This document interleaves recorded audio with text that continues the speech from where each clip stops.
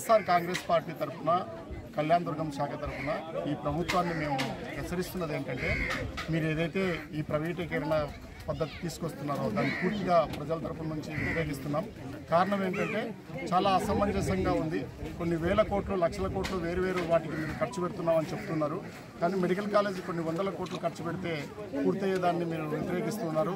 ఆ పని చేయకుండా మీరు ప్రైవేటీకరణ చేస్తున్నారు. అంతేకాకుండా 99 పైసలకు మీరు ఎకరా కూడా ఇస్తామని చెప్తున్నారు. అసలు 99 పైసలు ఎలా తీసుకోగలరు? చలామణిలో లేని నాణ్యాలు ఎలా చలామణి అవుతాయి? మీరు చేసే పనులు ఆ డబ్బులు తీసుకొని కూడా మీరు రాష్ట్ర ఖజానాకి ఎలా ఇవ్వగలుగుతారో కూడా మాకు అర్థం కావట్లేదు. అంతేకాకుండా కేవలము మెడికల్ కాలేజీలు కంప్లీట్ అయితే జగనన్నకు మంచి పేరు వస్తుందనే దుగ్ధతో, అసూయతోనే మీరు ఆ పనులు ఆపేసి ప్రైవేటీకరణ చేస్తామని చెప్తున్నారు.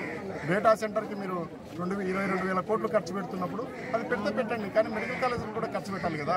అలాగే రాజధానికి మీరు 2 లక్షల కోట్లు అప్పు తెచ్చి ఖర్చు పెడతామంటున్నప్పుడు మెడికల్ కాలేజీలకు కూడా పెట్టాలి కదా. అందుకనే ఈ విషయాన్ని మేము ప్రజలకందరికీ తెలియజేస్తూ వాళ్ళని చైతన్యపరుస్తూ ముందుకెళ్తున్నాం. ఖచ్చితంగా 1 కోటి సంతకాలని సేకరించి రాష్ట్ర వ్యాప్తంగా గవర్నర్ గారికి ఇవ్వడం జరుగుతుంది. మీరు ఇప్పటికైనా ఆ ప్రైవేటీకరణ ఏదైతే ఉందో దాన్ని మానుకోవాలని